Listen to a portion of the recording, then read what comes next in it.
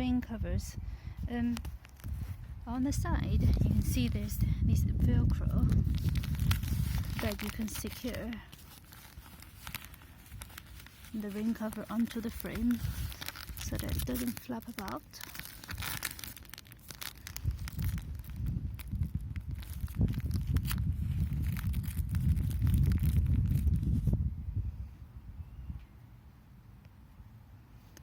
On the top, you see that opening bit. That's not because the rain cover is broken, it's not broken. This is to allow air inside the very enclosed area, fresh air, because the top canopy, unless it's really downfall, it's quite good in shielding the child from the rain.